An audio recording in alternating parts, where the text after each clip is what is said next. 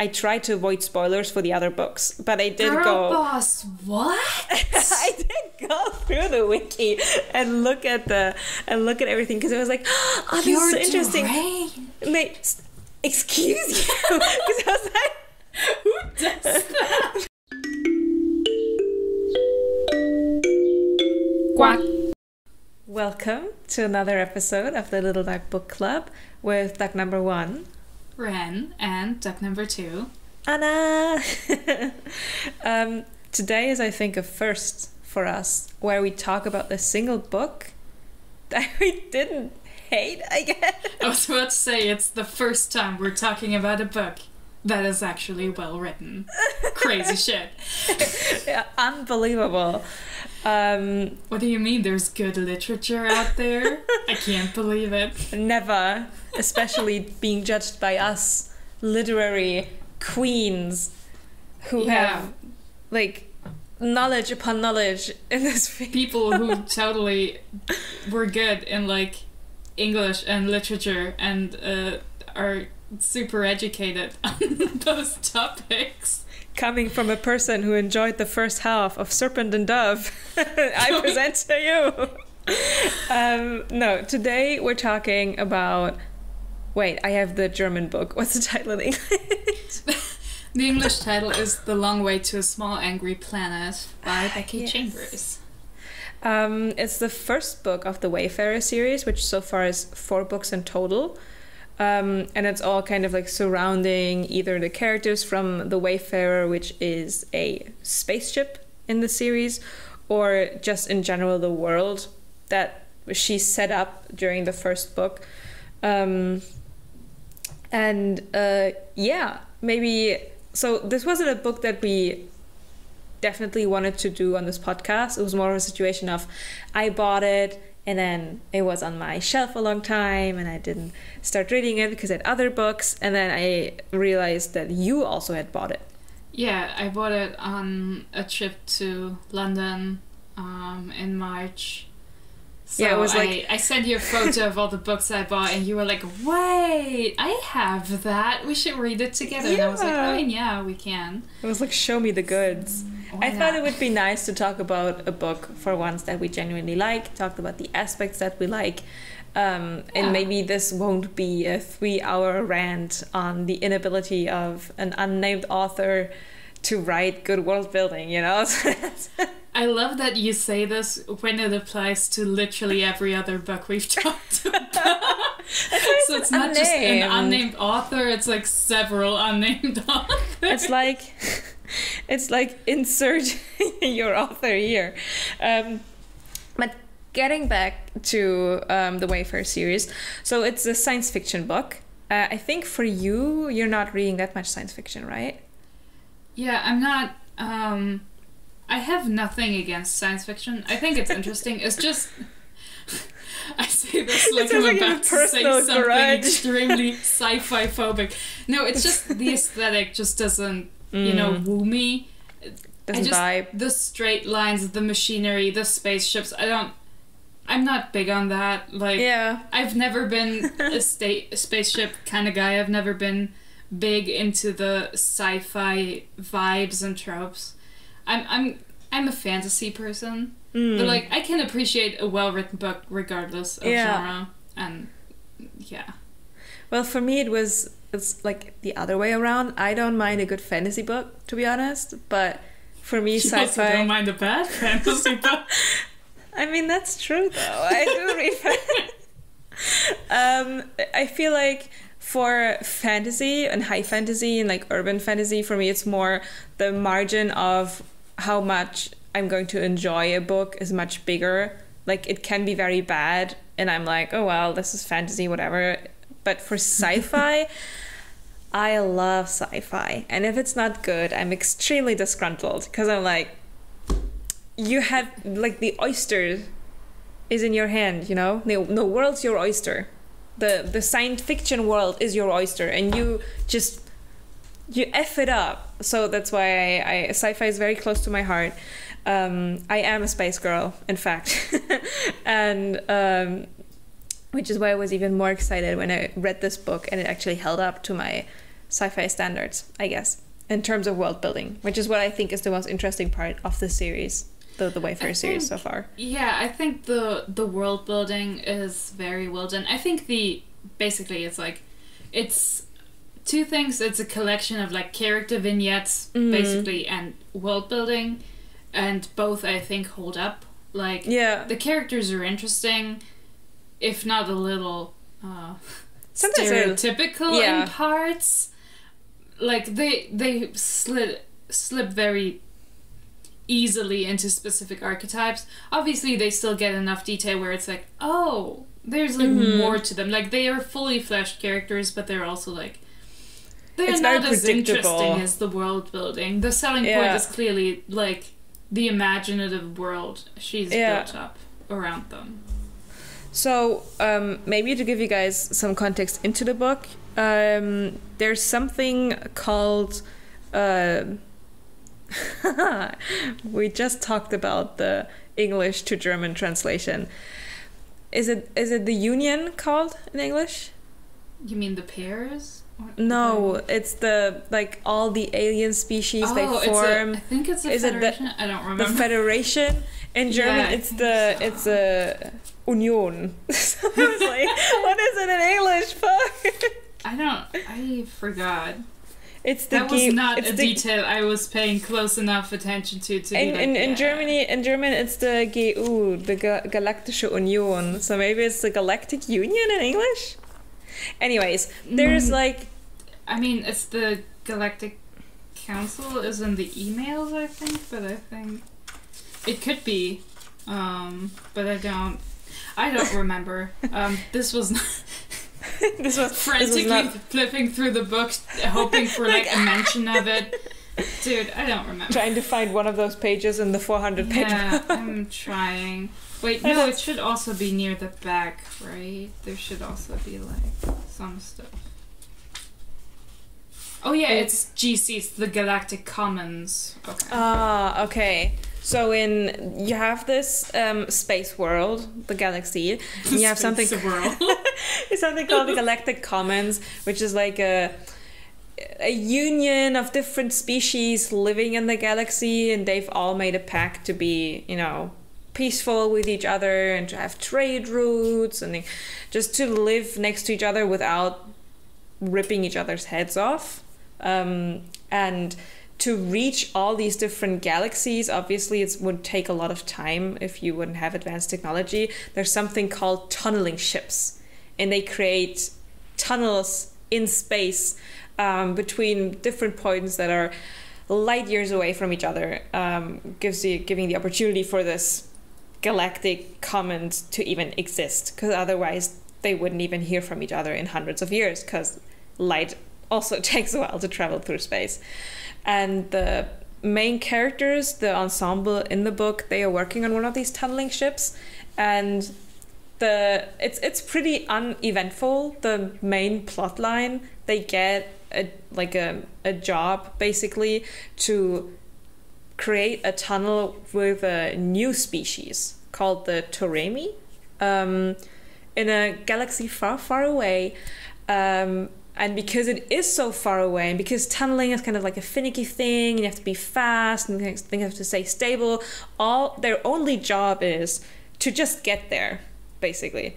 Just go to that small, angry planet, and then create a tunnel from one side, and then on the other side, somewhere inside of the Galactic Commons, another ship creates the other side of the tunnel, and boom. That's like the main plot. And I would say 95% of the book is just them traveling through space on that long journey. I mean...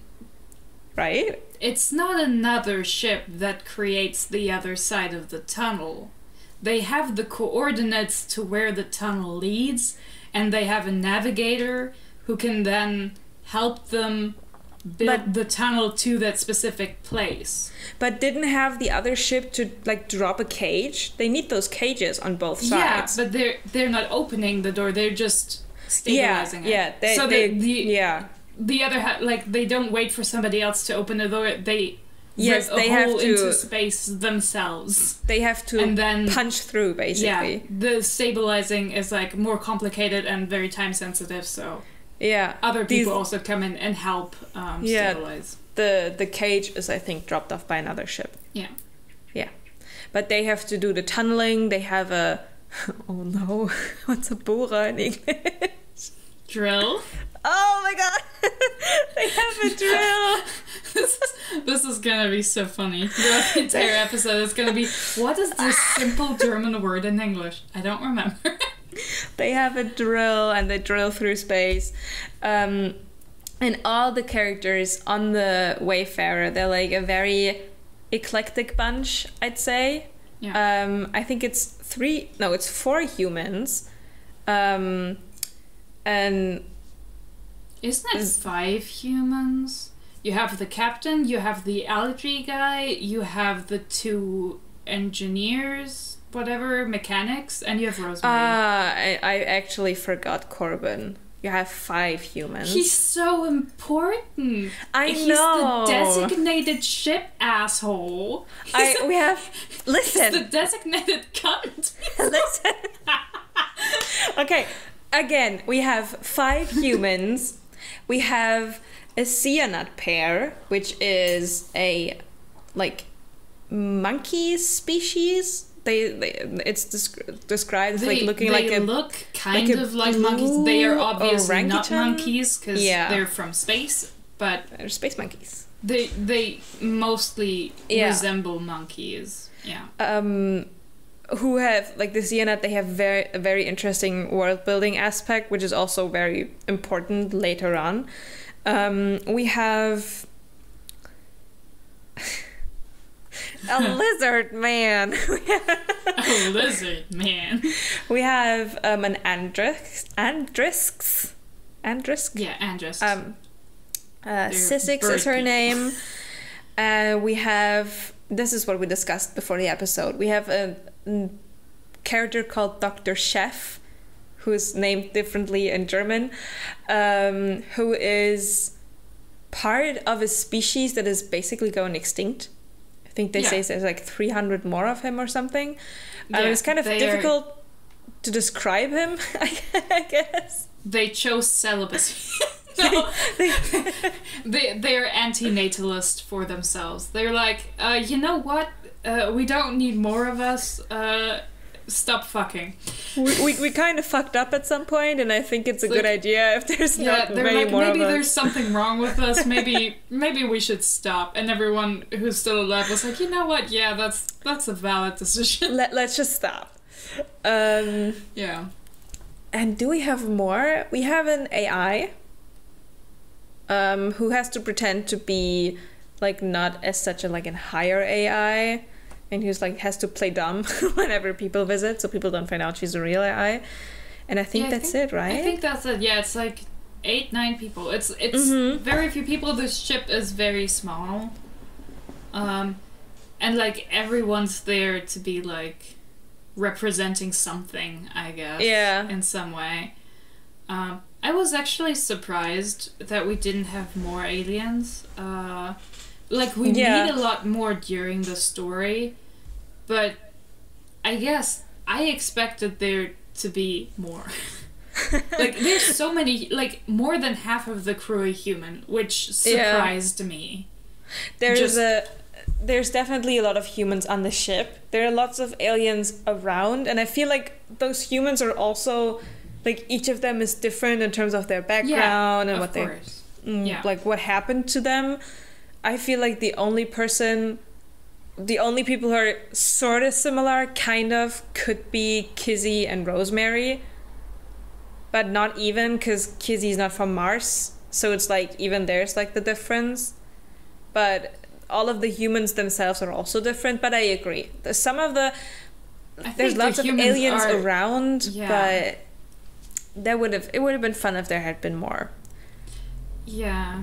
Definitely. I mean, the other, there's enough aliens to go around. There's a lot of alien interaction. You get to see more than enough aliens if you're here for it as a sci-fi fan.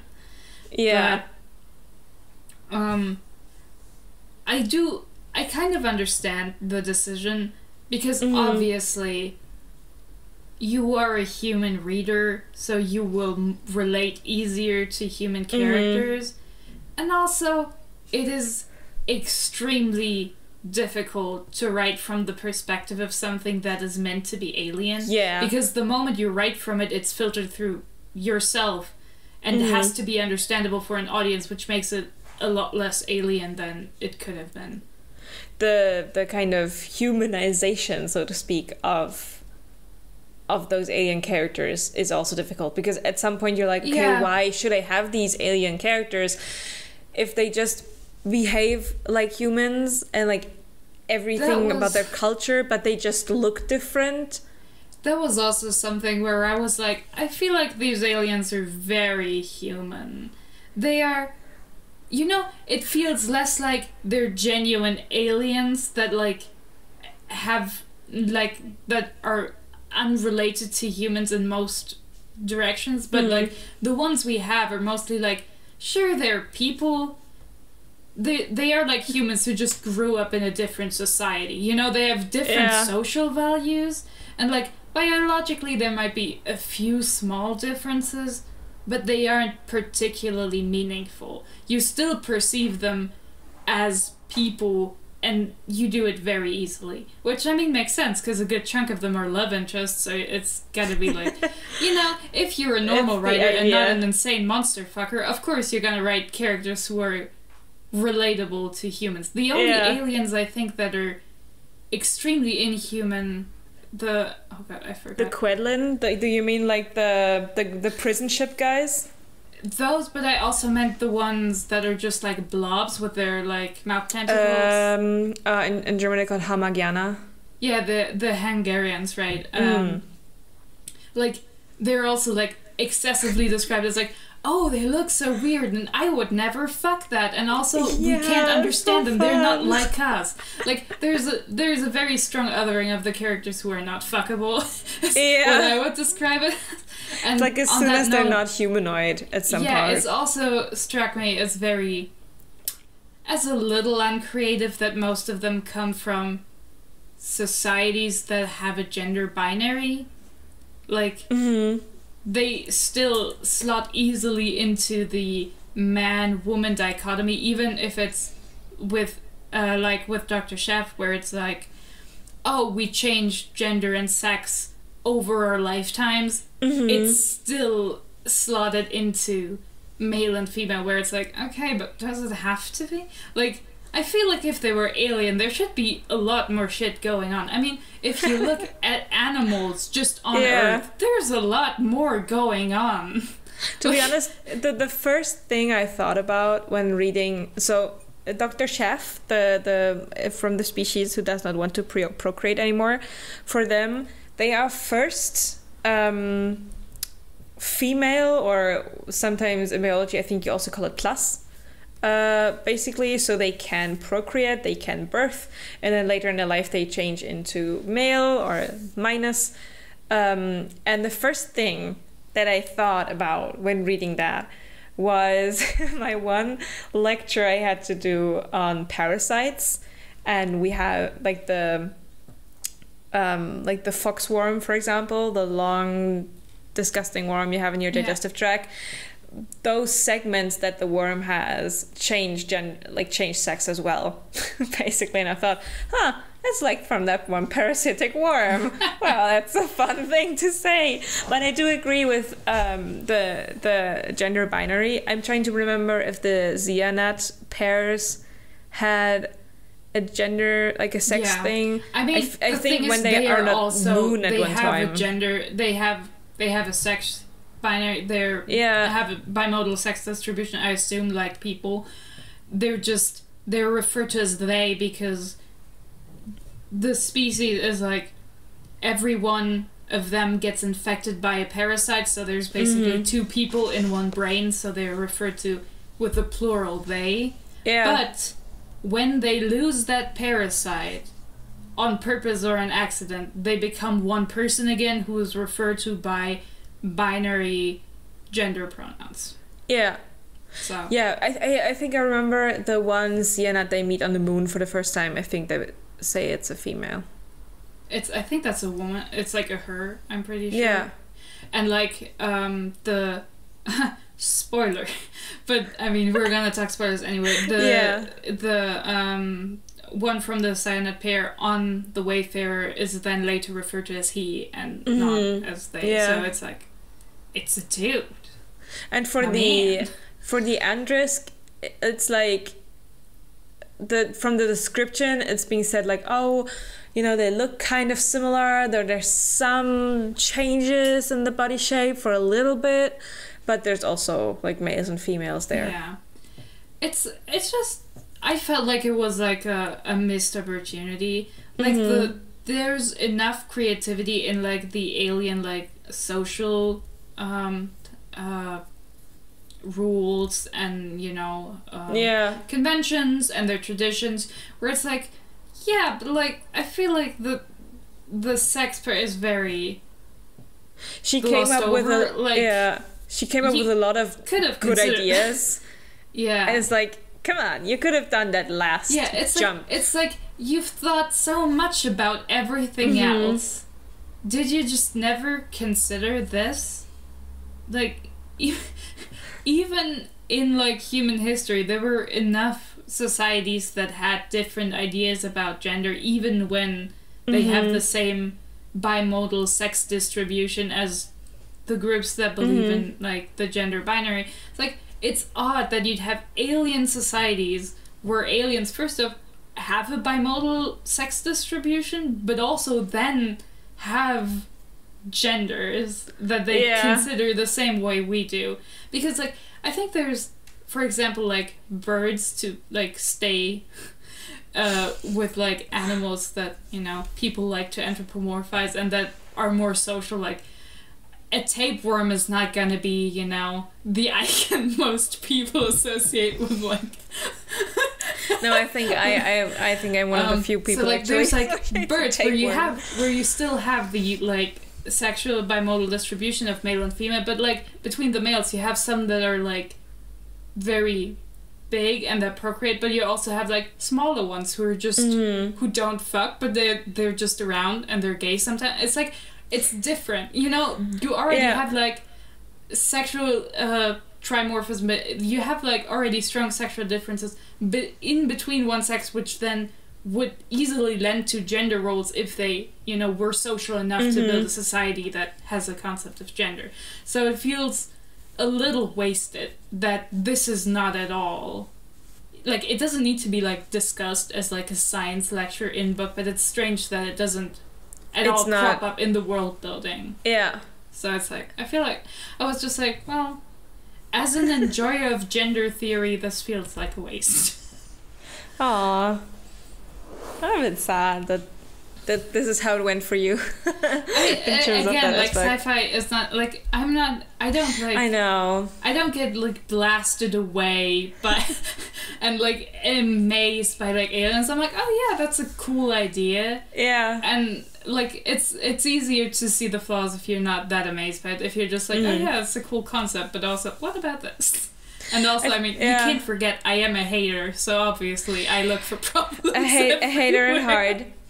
Yeah, no, I thought about that as well. I tried to think of instances where it goes differently, and the first thing that came to my mind was in Mass Effect you have a species called the Asari, and they are like visually for human standards they all look like women. Like they all have the boobs, the ass, and they procreate by just with anyone. It doesn't matter the species, doesn't matter the sex of the other person. They basically like fuse or merge the DNA, and then the child usually looks like an Asari as well. And this is how they kind of enhance their race. In Asari terms, you are not a good member of society if you procreate with another Asari. The idea is to constantly like further the DNA and constantly like get new features by going outside and like, you know, making children with someone who isn't Asari. You will fuck a weirdo and you will like it. She's the only gay option in Mass Effect 1. you have a human man, a human woman, and then you have one Asari. So it's like, well, technically she's not a woman, so it's not gay. You go from like that point of view. But that was how spicy BioWare dared to be in the early times. Also, and then they went full alien fucker. Gamers also, I think, a lot of the homophobic ones fall into the category of, well, it's not, women having sex with women, it's like sexy, but it's not meaning, like it's not the same. Like if your girlfriend fucks a woman, it's not really cheating because it's not real. It's kind of hot. Like it's hot, but also it's not, the same. Yeah, and then they came out with Dragon Age 2, where you can just fuck anybody if you want to. Which was honestly, a good advancement. Valid. Completely valid. But getting back to the book and not talking about those, one of so the Cyanide pair, so Ohan, was actually one of my favorite kind of like plot points of the book. I like the idea of having this, like, of the others to have to accept. So these cyanides, as you already said, they get a virus that messes like with their brain chemistry a bit, and like the perception of space.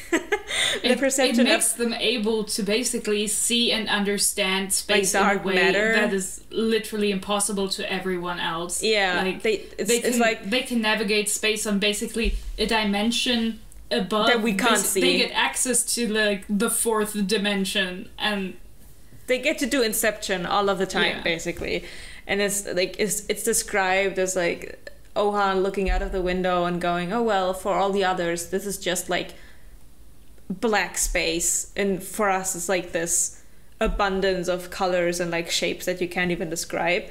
And because when they get that virus, it makes them sick, like to a point where they die when they're just 20 years old or something. It was 30. said. I think it's 30, but 30 or 30. Other life, like their life expectancy without is like 100 plus. Yeah. So it's like, okay, this is vastly limiting both your life expectancy and your quality of life, because it also gives them like some physical like annoyances. I think they like their tear ducts overproduce, for example. So it's like, a lot of stuff, like their joints get achy, they get shaky, they can't grab things as well.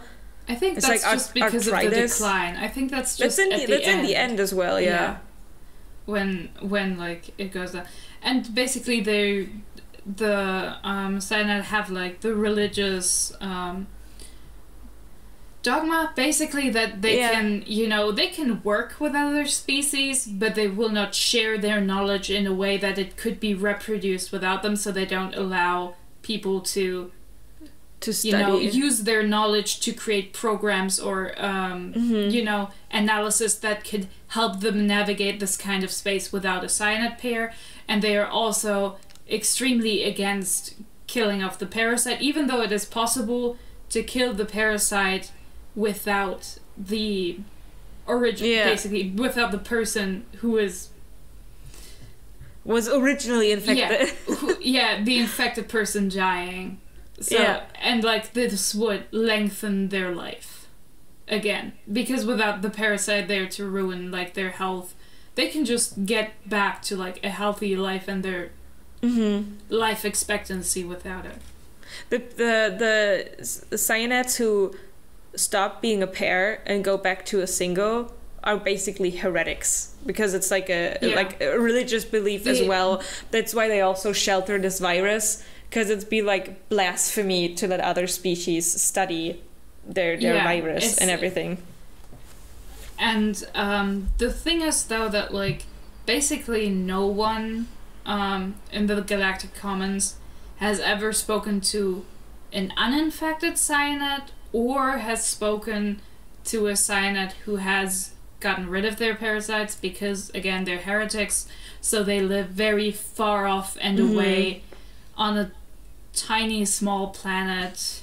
It's a moon, I think. I think on a like ice-encrusted moon far away from everyone, because they also still believe that, like, you know, we still have access to this, like, knowledge and this perception that the parasite has given us by rewiring our brain, literally, but you know, we've grown up in a society that says it's wrong, and also we don't want to invite problems by sharing it and then possibly, like, receiving violent retaliation for breaking this, like, these religious rules. This codex. Yeah. And what for me was so fascinating at the end of the book, so due to their long journey, the Wayfarer crew actually stumbles upon that moon colony from these single cyanids.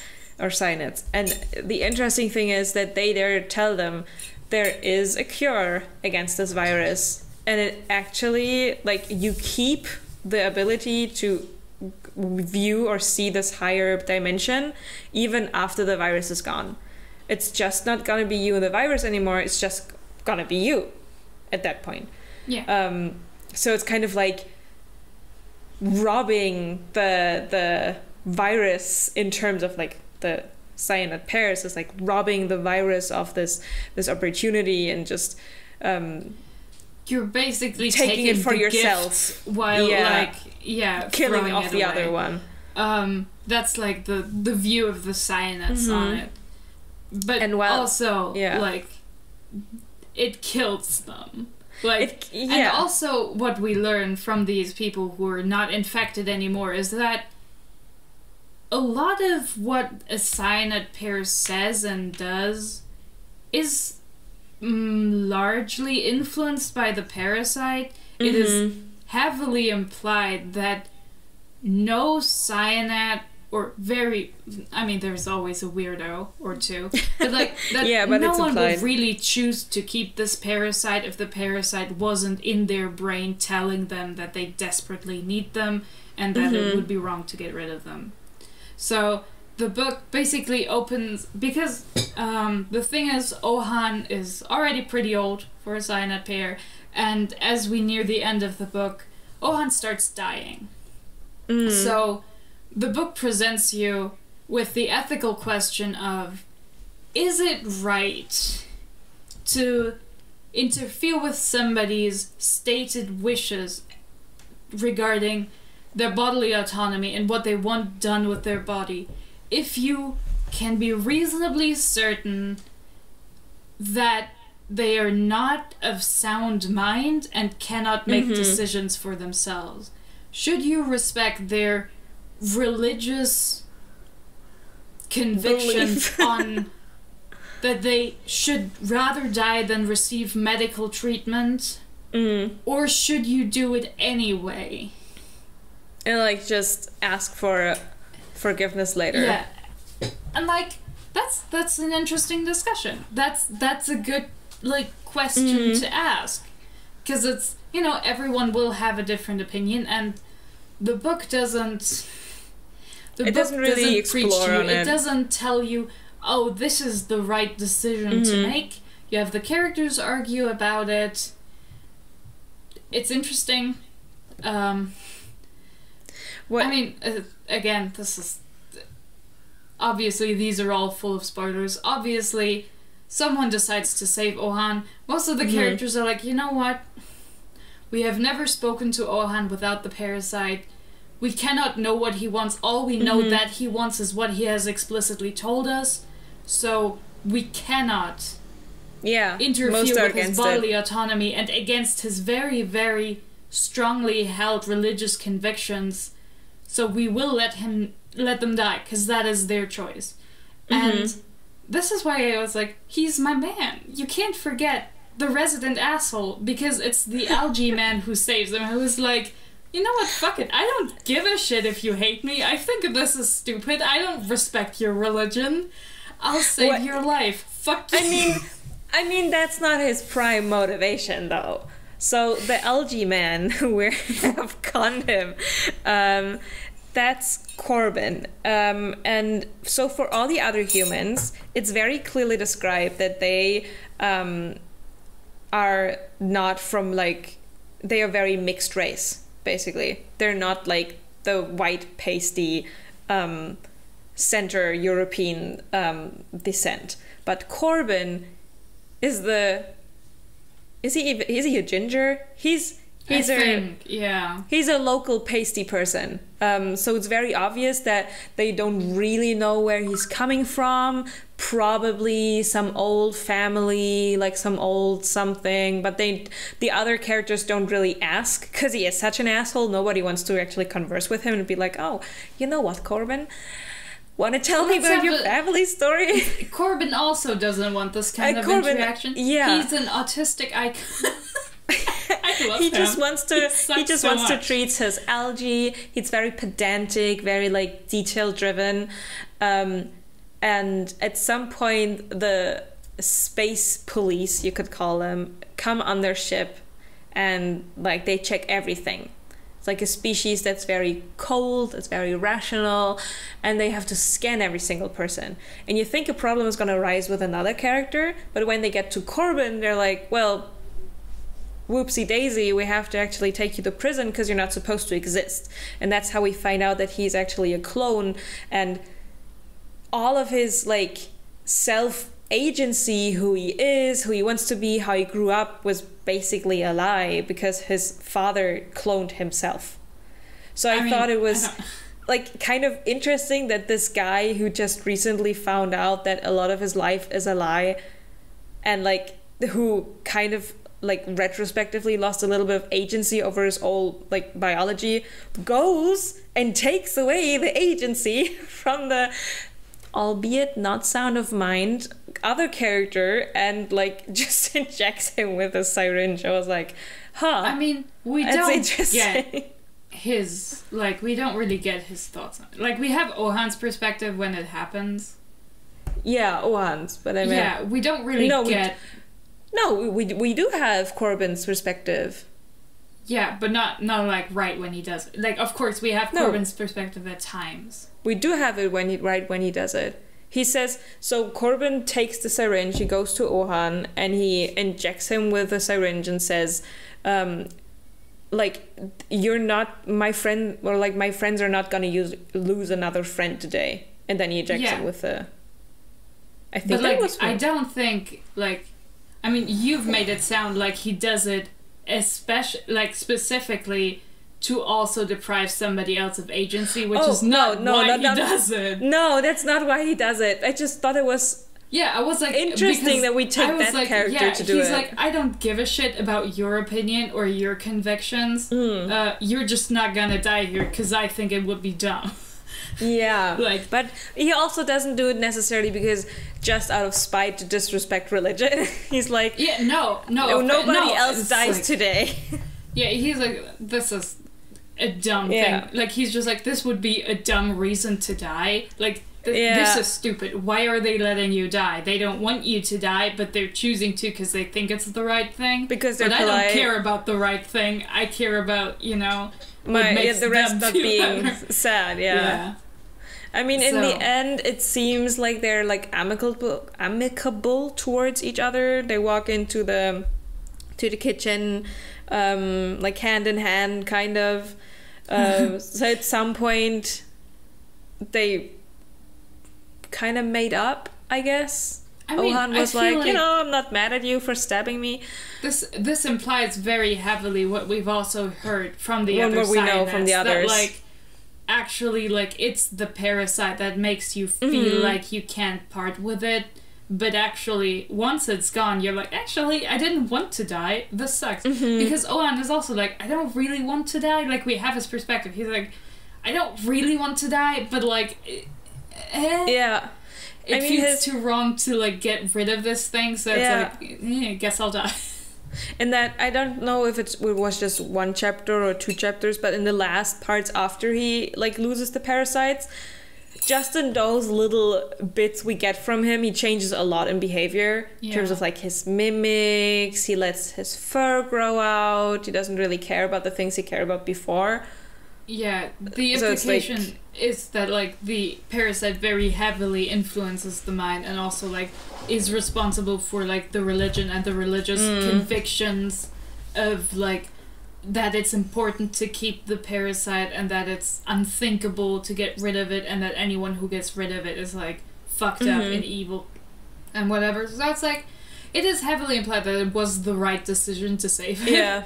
Because you actually like saved a person from something that was just killing them, possessing their mind, basically using their body to perpetuate itself. It's, you know, a parasite. Yeah. But that whole cyanide thing was one of my favorite like bits of backstory, because I was like, oh, this is interesting. Okay. Yeah, I also like, how do you handle this thing that you beautifully described a couple minutes ago? It is really interesting, and I think it's like a really interesting discussion as well. I mean, obviously, like, the book is not about that, and it doesn't go into it like heavily. It's also not like that deep. I feel like it's a good, oh my god, word salad. Becky Chambers hit like a good spot where the book is easily digestible if you read it and you like get the main moral parts and like, oh yeah, I can discuss that, I can think about it without getting too like. But I feel like if you actually think about it, it's a very complicated subject. It is, but it doesn't like go to. Yeah, I mean, if you just read surface level, you're like, oh yeah, it was the right decision. It's like, okay, but like, you don't know that up front. You can't like. Of course, in a book you can be, oh, but it was the right decision all along. And it's like, yeah, but sure. You can't know. But in real life, like, if you think about it as, like, moral implication for your own behavior, it's like, that's a very different thing. Right? Like, the idea of, like, I mean, we already have these questions. There are people who have religious convictions, for example, against receiving blood transfusions. Do you force them to receive them because it would improve their health or save their life? It's like the bodily autonomy of it. Yeah, the question really is like, but also I think this adds on to it that not just like, because for those people you can assume they're sound of mind, but like, what do you do with a deeply psychotic person that's having a psychotic break that believes things that you personally think are absolutely untrue, but are deeply meaningful to them and deeply affect their behavior? Like, what do you do then? Because, like, I mean, at the moment, the conventional wisdom would be like, okay, well, eventually they got out of that psychotic break and they'll thank you for saving their life, right? But yeah. It's also like, these characters don't know what this character wants. Like, if you know somebody who's like currently under the influence of something, you've still known them before. People have known them before and can assume their like priorities and intentions while not under the influence. But there you can't. There it's an entirely different species where everyone believes this, where this is a commonly held assumption. So it's not like in human society where you're just like, well, yeah, most humans want to live. It's like, it's stupid to let someone die. Yeah. Right? So you're just like confronted with this idea of like, well, you don't know. And like, is it the right thing to do? Is like, are they talking, like, are they speaking for themselves? Is there something else that's impacting especially it? Because like, on that topic, like, in reality, there are more than enough cases where people have been pronounced not sound of mind because of decisions they have made regarding their own body, which should be nobody's business, which has then led to other people having control over them. Like, there are more than enough, like, real-life examples where it's like, well, it doesn't seem right to do it because, you know, sometimes people make decisions you don't agree with, but deciding that them making these decisions about themselves automatically means that they can't be sound of mind and that they warrant intervention because of that. It's a pretty slippery slope. Like, I am wholly on board of like, if someone has religious convictions against like medical treatment that would save their life, I'm like, you can save their life. If they're unhappy, they can always go kill themselves later. I feel, no, say that. Come on, I have to cut this out. I feel like, I don't know. I feel like It's like, listen, if they really don't want it, they can, but, that's like a personal opinion. I don't know, I feel like, for me, personally, bodily autonomy is always, like, the highest, like, level, except for if it interferes with somebody else's bodily autonomy and health. In terms of this issue here in the book, it's like really this super tough spot that they are in, because if they had never given Ohan the medicine, they wouldn't have known that they actually would have liked to live their life after the parasite. Yeah, but it could have also gone the other way. Like, they could have given him the injection, and he actually was one of those solo weirdos who wants to go back to the parasite. You know, there's like, it's difficult. It's hard. It's extremely really hard. It's a difficult decision where it's like, well, of course it's a book, so it ends well. But it's a feel-good book. Yeah. It's a thought experiment you can talk a lot about, and the answer will vary very much from person to person. So, I really like that aspect. Another thing that wasn't, I feel like barely things were as deep as that, or like as complicated as this issue. There was the other one with Lovelace and like, or Lovey putting her in a synthetic body. What I thought was like kind of funny, like kind of refreshing in a way, is this whole book. It's just about people living in unity, people like getting along, making compromises, talking about your emotions, and this like angry little planet that they're flying to is inhabited by a species that is driven by patterns and logic. And they have different like clans who follow different logics. And if somebody doesn't adhere to their logic, they just get out the knife, the guns, and they just kill each other. And I thought, as like a opposite towards what we have read so far in the book, it was oddly refreshing, especially the chapters from the perspective of one of the Turemi, when he's like, I should have just killed that bitch. Like, I hate her opinion. I feel like this is overselling the harmony and the Galactic Commons. The Galactic Commons are a very capitalist enterprise. They're very much interested in profit, and there is still a very distinct stratification of society into the poor and the rich. Just that now the rich are an alien species, and humans aren't really part of that anymore at the moment. I meant on the ship specifically. And like the ship specifically. But generally there is like we'll get along as long as it's profitable for everyone, and we have a general peace agreement with everyone who is inside the treaty because we all profit from it materially.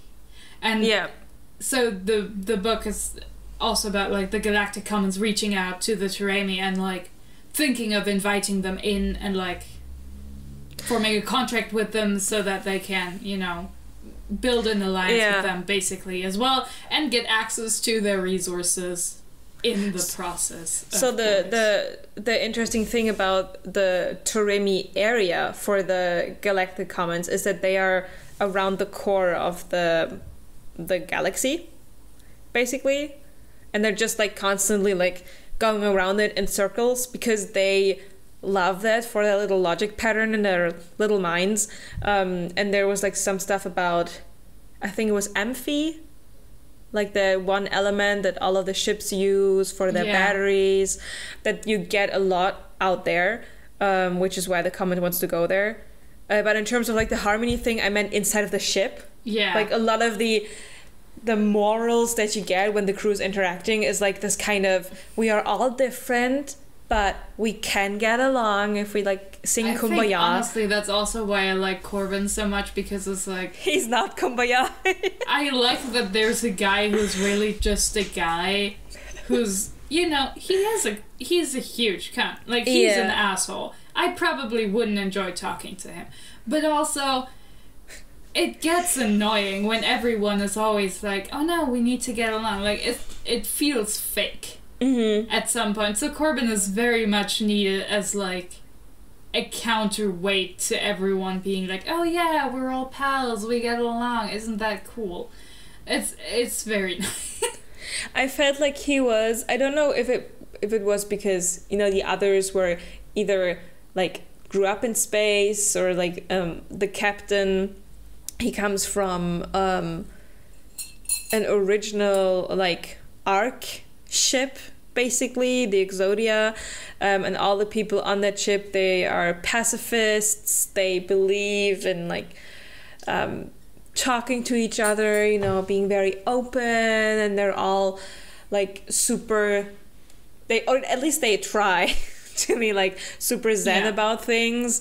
And then on Mars, you know, the people are a bit more corporate. They're more like, oh, you know, we pushed from Earth to this new planet, blah blah. And Corbin is like this little slice of like very back into 21st century kind of human behavior. Also, I feel like he didn't grow up in a like environment where being nice to each other and like being kind was fun or rewarding at all. So he was like, if I'm a cunt, it's that's how I'm gonna get through life, basically. Yeah, but also, I mean, if you are a guy who has a spaceship that is relatively small and you need a crew for that you uninterruptedly spend time with for months at a stretch, of course you hire people who get along and are nice to each other.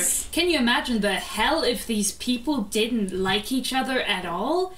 It would be horrible. Insane. You can only have so many Corbins on one ship, and that number is 1. Like, you can't... There's a limit. And I mean, at one point, it is mentioned that in theory, they would like to get somebody new for their algae, but algaes are, in general, are very peculiar, and there is a higher chance it could get worse. So they're like, you know what? We know what we get with Corbin. We can put he is Corbin. An asshole, but he isn't malicious. So we're just gonna endure. Yeah. It's fine. So that is an aspect that is mentioned at some point. I think quite at the beginning of the book when all the characters are introduced. Yeah, like the captain is just like, Corbin's exhausting. Yeah. He just has these moments where he needs to be mad, and then you'll talk to him, and then he'll calm down eventually, and it'll be fine. Sometimes he fights with people. It's his enrichment. Whatever. You just have to deal with it. He's good with algae. Whatever. Yeah. It's kind of like, I love it. It's kind of like, I need this dog, but it keeps biting people, but the bites aren't too deep, and like, you can prevent it most of the time. So it's fine. Like... But you could get a much worse dog if you're unlucky, so you'll just put up with this one. Yeah, to be honest, I really liked the first chapter with the captain, Ashby. I liked how he had like this kind of perspective of, okay, this is like my coworker, let's deal with him. And he has like this very like down to earth way of describing how he communicates with Corbin. Yeah. It just says, yes, of course, yes, they're all horrible. Yeah. And I kind of wanted a little bit more of that. I thought, oh, these were the kind of chapters we're gonna get with Ashby. Like, the way that he looks at his coworkers or like his like employees and goes, well, you know, this is Sissix. You have to talk to her in this kind of way. I was kind of expecting that. Yeah. What we got instead was a lot of romance. Yeah, I was surprised that Ashby was the main romance, kind of, because there is other romance in the book, but I feel like space-wise, like from how much like attention is paid to like the romance and the romantic entanglements, it's like a lot of Ashby's chapters are taken up by talking about this. Yeah, it's just him waxing poetics, and I feel like so he is in love or in a relationship with a woman from a species that does not tolerate relationships outside of its own species, So and because she's like a high caliber agent for the government, it's especially important that nobody finds out that she is together with a human. And at some point that kind of conflict gets a bit tiring. It's like, oh, it's this again. At which port are they gonna hide their, Techtel-Bechtel this time? Yeah, I mean, you get, from him at least, you get some interesting world building about those people. You get some insight. But it's also like, okay, Ashby, I don't give a shit, quite frankly. Yeah. But, I mean, I also felt like this in the moments where, like, what was his name? Lovey and the mechanic. Jax. Like, had their moments I was also like, I don't care. Like, I guess it's cool. But yeah.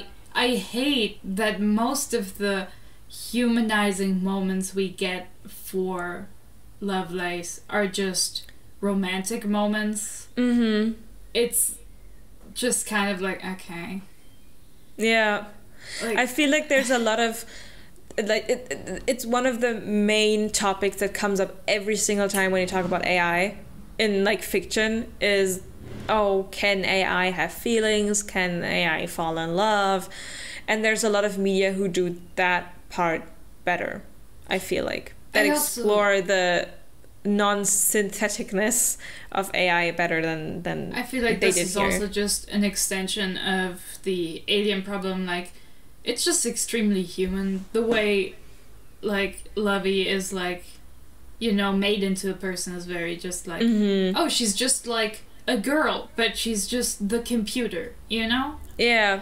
And, like, that's fine. But also, because most of, like, her time was just her romance with Jax, which was not particularly, like, interesting to me. And she didn't have a lot of screen time anyway. Like, people kept referring to her or talking to her, but none of those interactions were particularly humanizing.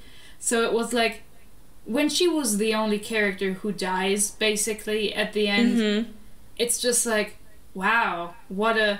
I don't know, when I read it, I was like, this feels cowardly. You're like, something has to go wrong. I guess somebody has to die. So it's A, the character who has the least amount of screen time, B, the character that is most likely to not be even perceived as a real person by the readership, and like, C, it's like, really?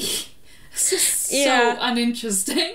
The only times that they, like, scrape at the topic of, our AI is human, are they like their own species in a way, is when they arrive at ports and they talk, like, it's, for example, at one time, I think it's the first time they arrive at a port to go shopping there and, like, get provisions, and Jenks is the only one who waits at the terminal until the port AI finishes their whole explanations on what to do at the port, blah blah, because he feels like it's out of respect and all the other people already leave because it's a lower AI that doesn't really have the full consciousness that Lovey has. But in Jake's perception, he's like, but still, like, gotta respect the hustle. In theory, artificial intelligence has the capacity to develop personhood.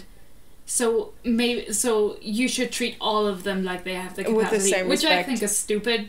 And, like, I think anyone who has, like, worked with AI would also say that's stupid. It's like, this is a program. This is not going to develop personhood. It's literally just, like, a screen. It's like just the person, like, they're just making the same, like, info brochure you will usually get being read out by a program instead. That's interactable. You don't need to treat it like a person. It is like. I feel like that was one of the few times they go into the subject, and then after Lovey has died, and they have like Lovelace.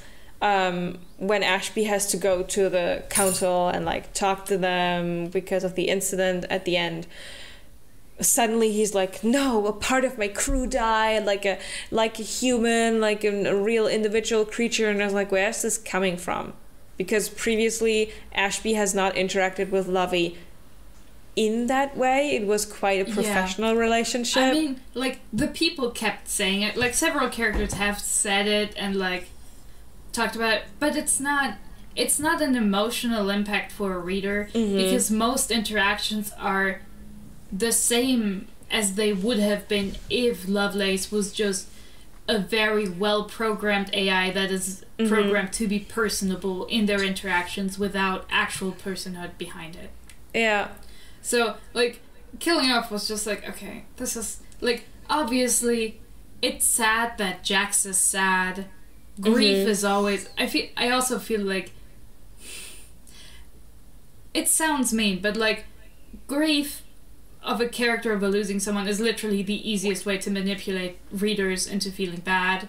Because most people have lost someone in their life at some point, so that they can, like, empathize with, like, loss. So it tugs at heartstrings. And it feels... I felt like it felt cheap. I was like, you could have just not have her die. You just wanted to set up for the next book, which is fine. Like, I don't think it's, like, bad or horrible, but I feel like, compared to the rest, it's kind of cheap, especially when you save Ohan on the other hand. Like, oh yeah, you can't save everyone, whatever, but if the person you kill is the person who's not even really treated like a person throughout most of the book, it doesn't have the same impact. Like, okay, you tell me for 3, like, POVs how sad Jax is about it, and I'm like, listen, I already didn't care about their relationship, and this is just like, this feels excessive. I mean, yeah, what I thought,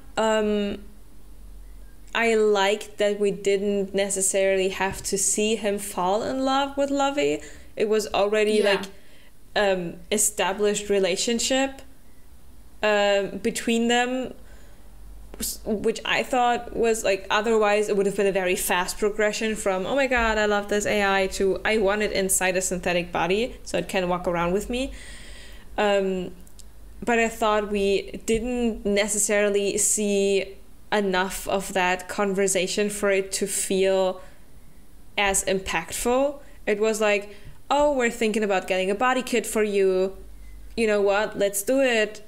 We have the body kit now. Remember, it's illegal. I do. Let's not do it. That's kind of like the 2 points that you get.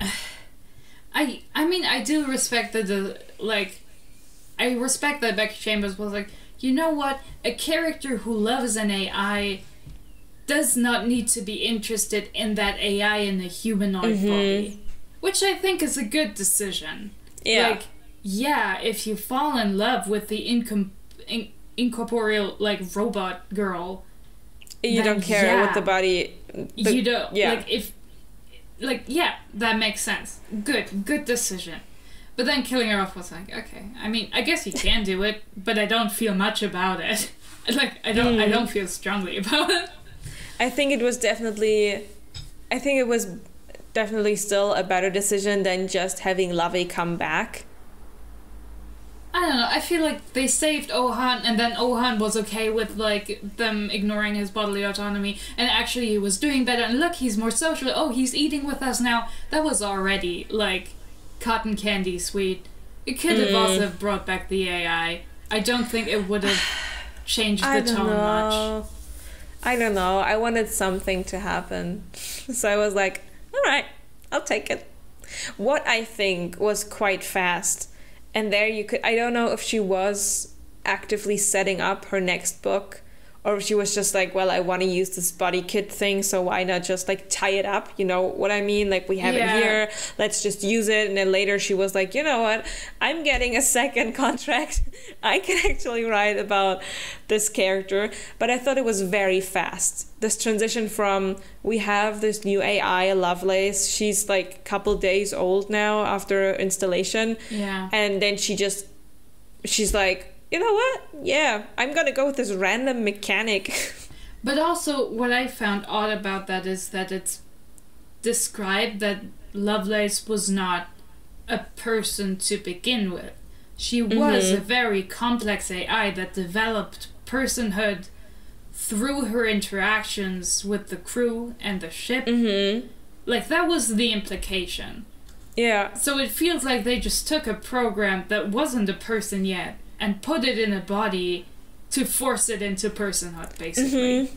Where I'm just like, I mean, I guess if you have the kit laying around and you, like, don't care about getting killed for it, that's cool. That's also something I thought, if you're fine with that, I respect that. You can do it. I don't care.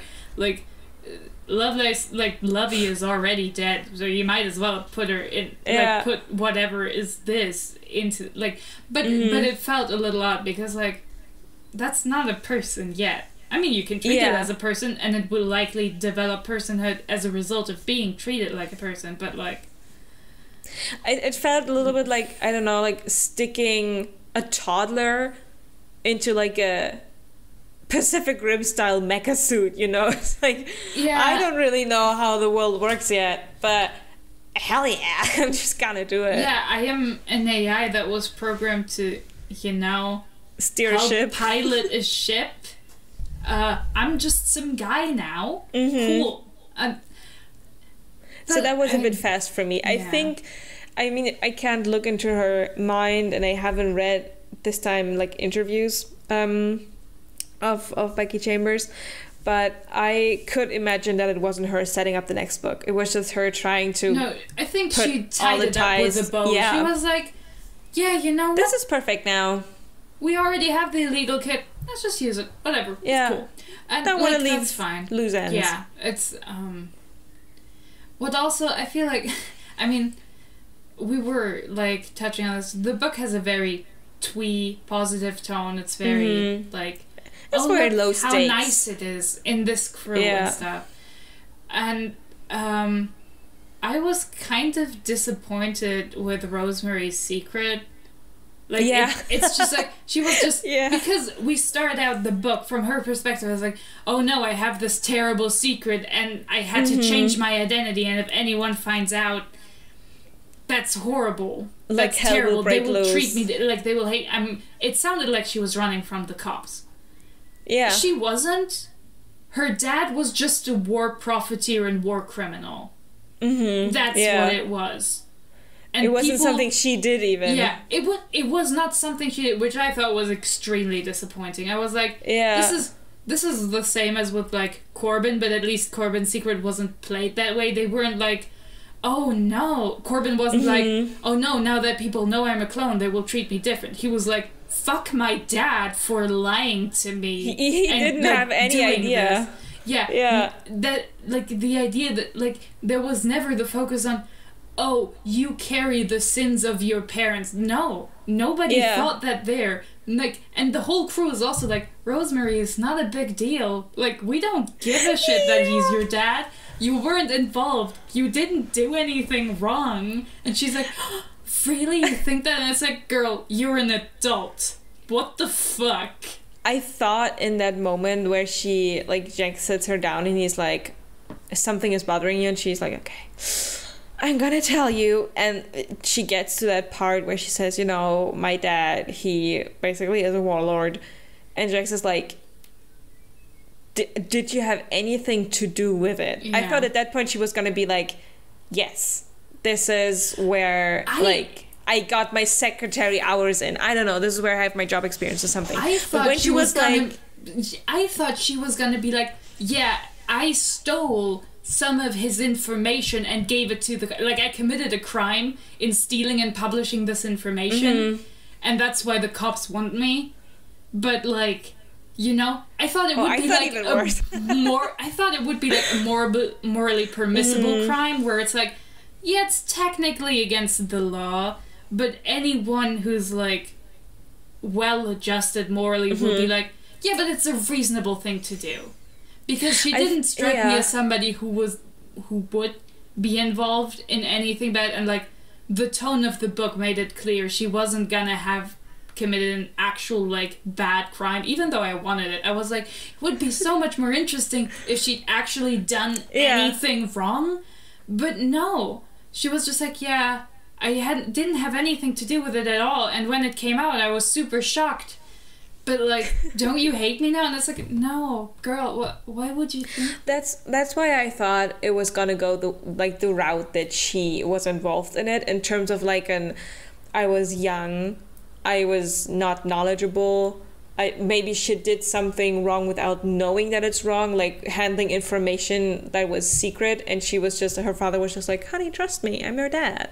Like, I'm not gonna... But even then, I feel like no one would have blamed her, because then again, it's like, she doesn't know shit. I thought at least it was going to be something like that. Yeah. You know? Or like some sort of power play where parents were like, you have to do this. Otherwise... Yeah. It's just like something. And then when she was like, and he's my father, and I was like, Oh, okay, yeah. Yeah? And then nothing happens. And also Jenks was like, well...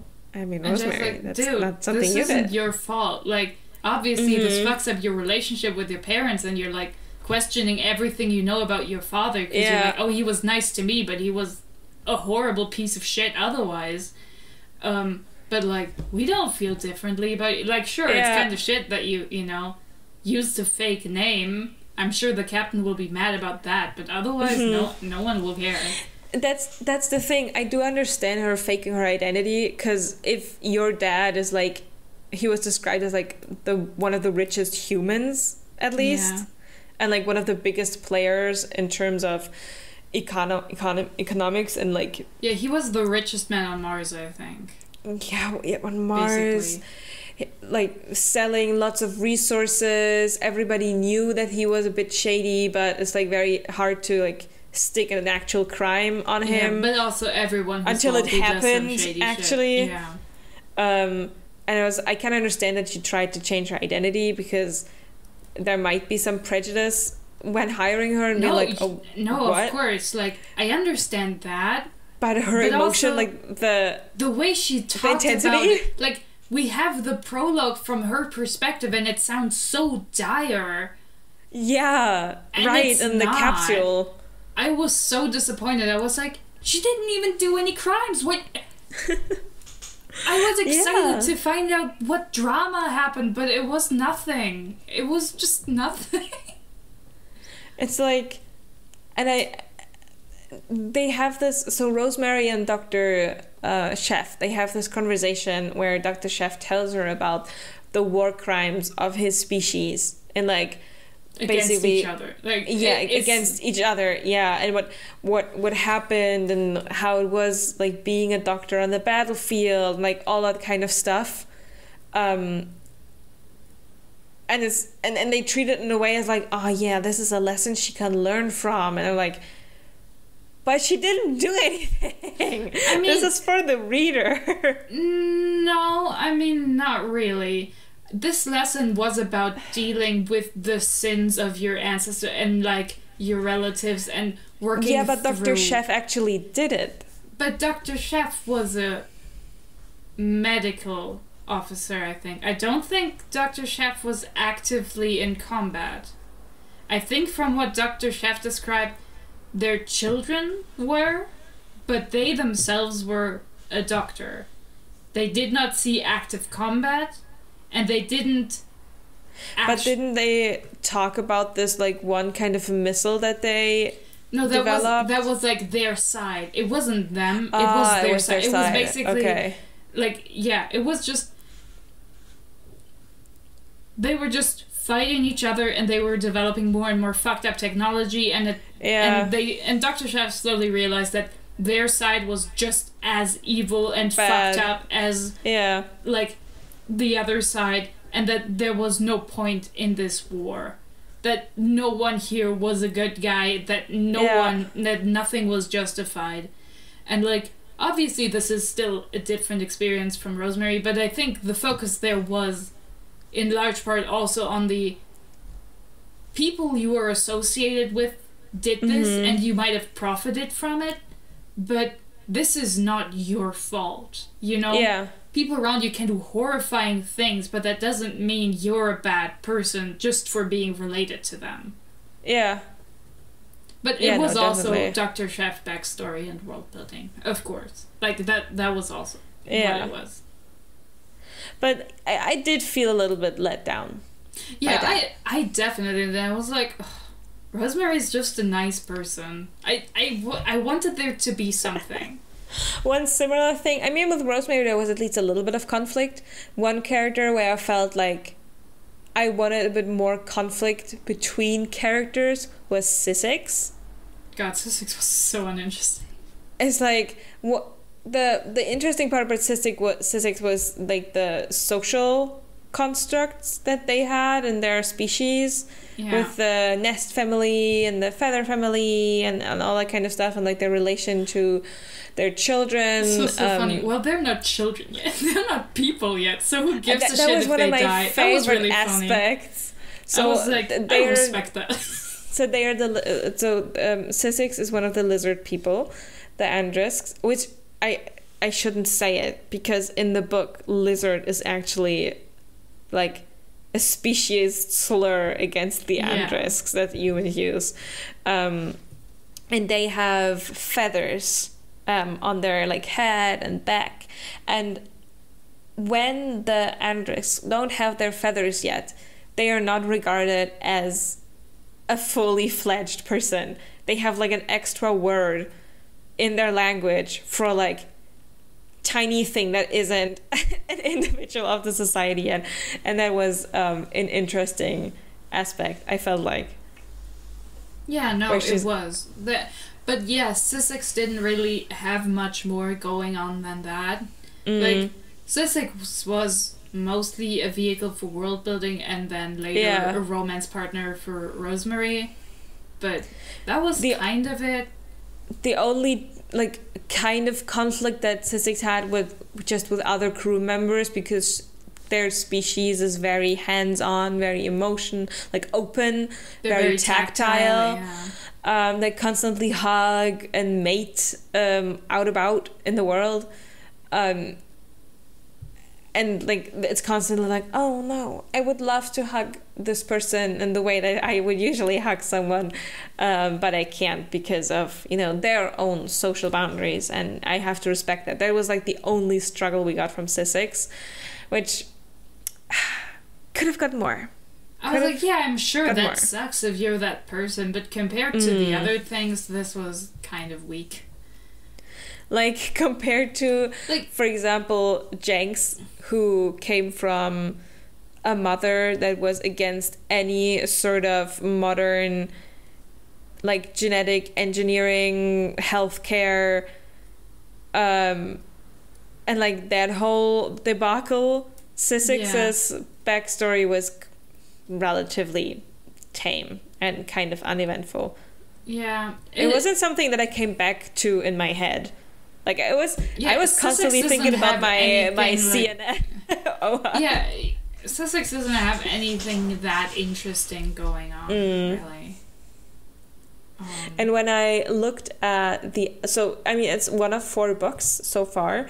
And when I looked at the other topics from the other books, I was hoping for one of them to be about either Ohan or other cyanide pairs, because I don't know, I'm just fascinated by that idea. But they're not, unfortunately. The second book is about Lovelace and like her living, just like straight up being basically born a couple days ago and then just getting out into a world and actually being taken in by a complete stranger and her not really knowing what to do, which could be a fun concept. Then the third book is about the people on the Exodian fleet, so the humans who, you know, are pacifists, living in peace, because that fleet has run its course.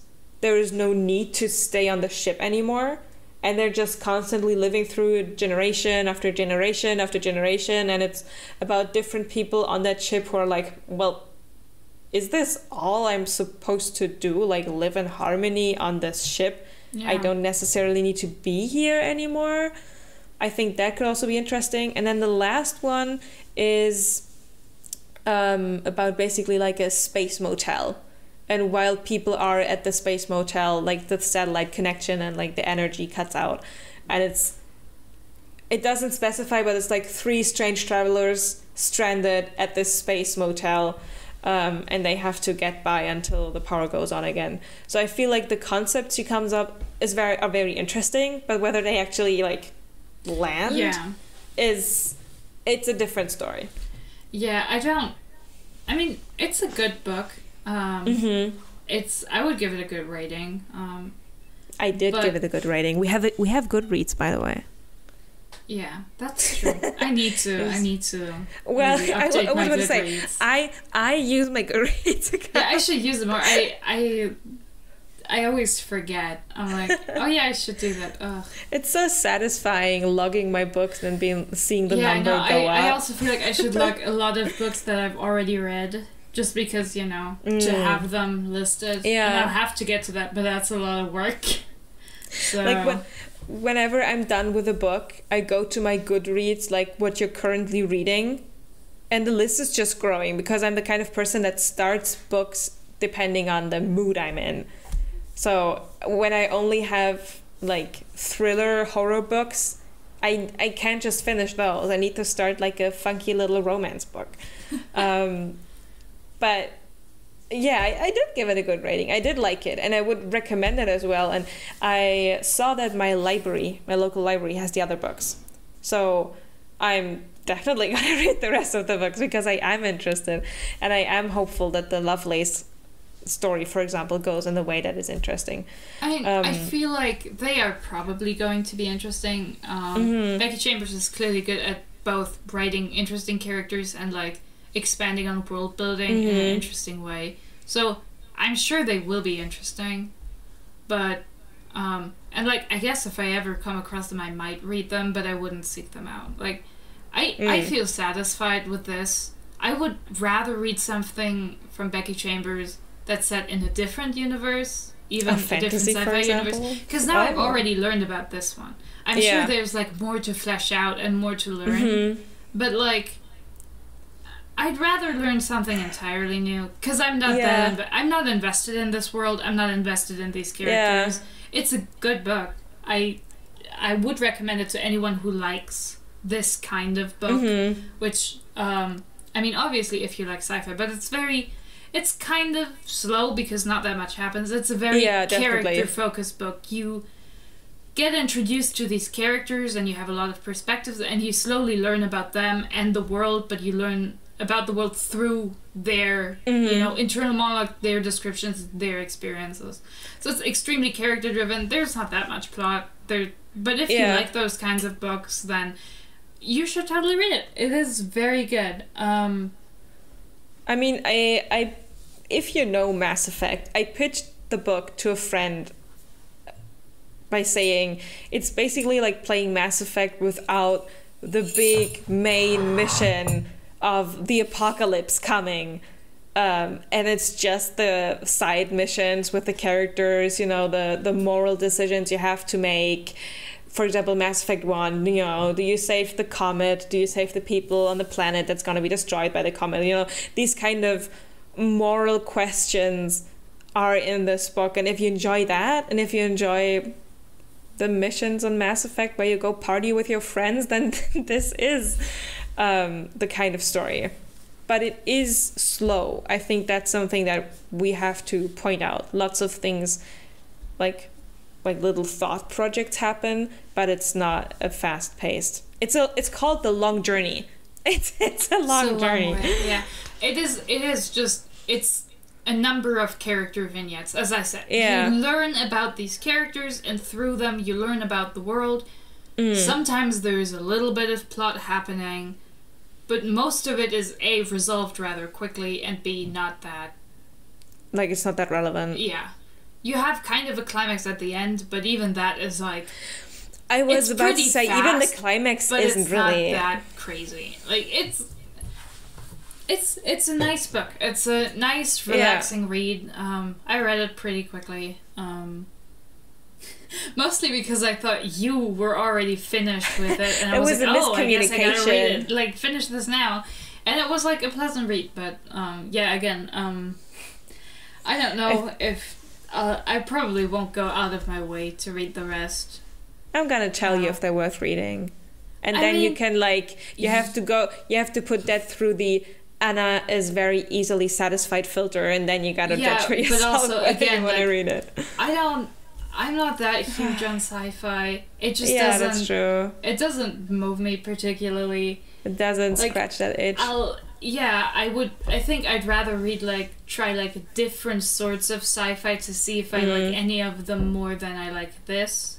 Because even though, again, it is a very well-written book and I would recommend it, I am not excited about it. I'm not like, you need to read this. This is really good. I love this. I want to know more about this. I'm like, yeah, this was fine, but I've already forgotten a lot of the characters' names. Like, I couldn't remember them off the top of my head. If you mention them, I'm like, oh yeah, I know this name. I know who this is. That's the character's name. But I'm not... It doesn't... okay. It's just... It's a nice read, but it's not... Like... I don't know how... It's not impactful, I guess, for me. It's not impactful for you. Yeah. There's a lot of books that... And, like, none... I guess, like, there's also no specific gimmick that stands out to me. Like, I recently read a book that was, like... fantasy, like, urban fantasy, but set in, basically, a Western. So it's, like, cowboy times. Like, yeah. But it has fantasy aspects and stuff. So that was fun. It's a yeehaw book. I remember mostly like the Western aspects and like those parts. Like the story itself, I feel like it wasn't that great and the writing wasn't like super compelling. And I'm not gung-ho about the characters. I don't need to read the rest of the series. The first one was satisfying for me. But like that stood out to me and I'm gonna remember that for a while. But this is just like, I guess this is a nice, cozy sci-fi book. I don't... Like, if somebody asks about it, I'd be like, yeah, it's good. You should read it. If you're already interested, you should probably read it. You'll probably like it. I liked it, but I don't feel strongly about it, I guess. It's so interesting. I like that we have different opinions on this, but not because it's something to be debated on, but because it's like a preference thing. Yeah. That's what I like, because... For me, this is definitely something I will remember and cherish and obsess over. Partly because I don't know why, but with certain worlds, the book or media could be as obscure and unknown as it wants to be. I like really get into it, and I read every single thing I can find about it. I did actually read the Wayfarer Wiki. I tried to avoid spoilers for the other books, but I did Girl boss, what? I did go through the wiki and look at everything because it was like, oh, this is so interesting. Mate, excuse you, because I was like, who does that? because I think it's so interesting, and it's something that I did, for example, for the Edge Chronicles. I know the Edge Chronicle wiki in and out. For Mass Effect and for Dragon Age, for example. Mass Effect especially, I know all the codex entries. I read every single email you can find on a random terminal on the Citadel. I obsess over these kind of worlds, especially sci-fi. This is so interesting to me. So that's why I just like kind of digested this book into my mind. This is so fascinating. So if you are that kind of person, you obsess over these kind of worlds, especially sci-fi, read it, because you're definitely gonna have fun. That's my take on it. I can't get over the fact that when you like something, if you like a book, you read the book wiki. If I like a book... In case I missed something. If I like a book, I'm just like... I think about it a lot, and I'll like...